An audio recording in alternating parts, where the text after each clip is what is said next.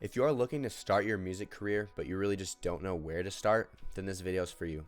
What's up everybody, welcome back to the channel. In this video, I'm going to be showing you how I personally started my career as a music artist and how you can too. So I'm going to be breaking this video down into 3 different parts. The first is equipment, second is making music, and third is publishing your music. So let's go. Okay, so a lot of people can get intimidated pretty quick when it comes to equipment.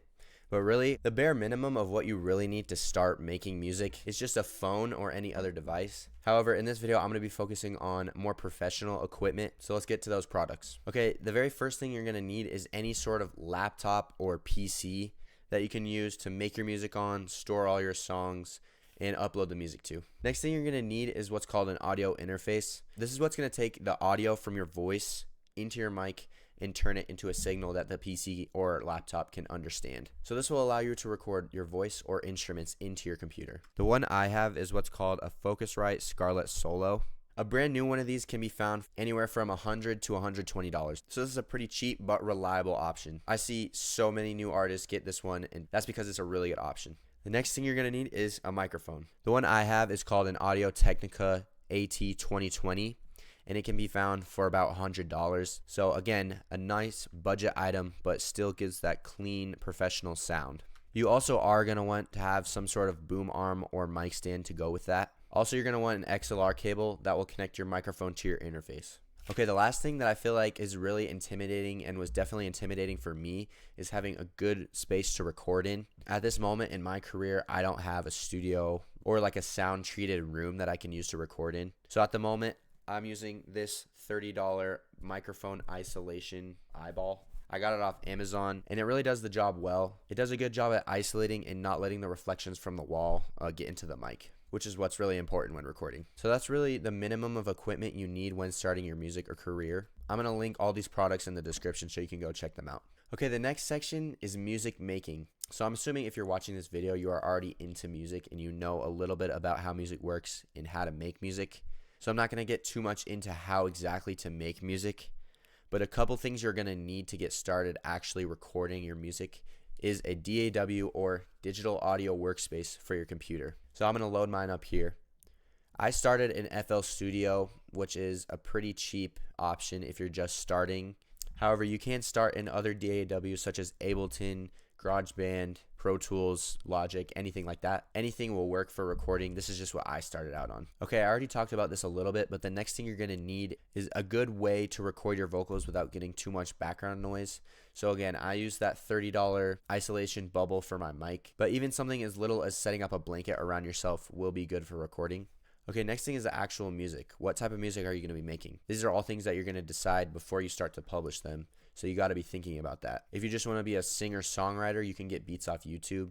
And if you want to be a producer, you can make beats and do it that way. Being a singer and songwriter myself, I'm going to be focusing more on the performing side of being an artist rather than the producer side. So if you're just looking to be a singer and songwriter, you can get beats off YouTube, like free for profit type beats and stuff like that. Or you can make your own. I happen to do both, but singing is more of my specialty, so I just like getting beats off YouTube. However, you don't have to do it how I do it. You can do it however you want. Okay, after you have the beat and you sung on top of the beat, the last thing that you're going to need to do to finish your song is mix it. If you don't know how to mix, I have a full tutorial that'll be linked in the description. You can also take the route of paying somebody to mix and master your song for you. I personally haven't done this because I think learning to mix and master by yourself is a good skill as an artist. However, this still is available. So after the mix and mastering, your song's going to be done and you're ready to publish. The third and final step is publishing your music. If you don't know already, the best way to get your music on big streaming platforms such as Apple Music and Spotify is to use a distributor. The best price for value in distributors right now would have to be DistroKid. This is what I personally use, and it allows you to upload your songs to big streaming platforms like Apple Music and Spotify. So this is my DistroKid account right here. You get access to a bunch of cool features like uploading your music and creating content for your music. So this is my account right here. As you can see, here are all my songs that I've uploaded. So I'm going to take you through the process of how I upload a song. First thing you want to do is create an artist or band name. This is mine right here. You can use this random name generator, but I didn't do that. Obviously, in most cases, you're going to want to create your own name. Then if you're new to DistroKid, it's going to say that you don't already have a Spotify or Apple Music account. So once you upload your first song, you're going to need to download the Spotify and Apple for Music artist apps on your phone and you're going to link those accounts. I'm not going to cover that in this video, but there are many other videos that show how exactly to do this. Next, what you're going to do is set the release date. You want to give DistroKid a little bit of time to process your song. Usually people say you have to do it like 4 weeks in advance, but I figured out that you only need to give DistroKid about 1 week. So I'm going to schedule it to release 1 week from today, which would be May 3rd. Then here you can set your release time. I usually just put it at 12 a.m. Then after that, you can select your album art. I already have a picture for it, but you can do whatever you want for your album art. Just drag the file right in there and it'll upload it. You want to make sure that the resolution on your picture is 3000 by 3000 pixels. That will give you the clearest and best image. The next step after that is to title your track. So I'm going to do that. The next thing is you can add featured artists. This song of mine does not have any featured artists, but if you do, all you do is click yes, and you can put in the featured artist name right here. Next thing you're going to do is select the file of your song. Mine's right here. It's going to ask you if you have Dolby Atmos spatial audio mixing on your track. Most likely, if you're just starting out, you're not going to have this, but if you do, then you just click yes right here and select that audio file and upload that as well. Next, it's going to ask you if you wrote this song. You're just going to click yes, I wrote this song. Then you're going to put in who wrote the song.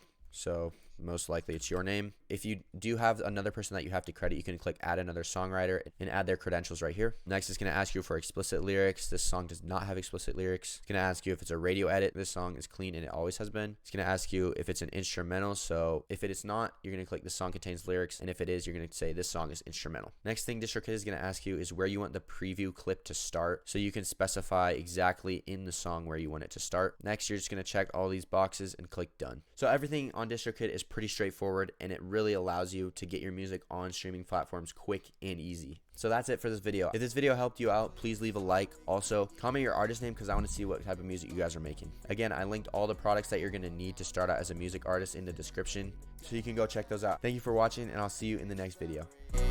But you run to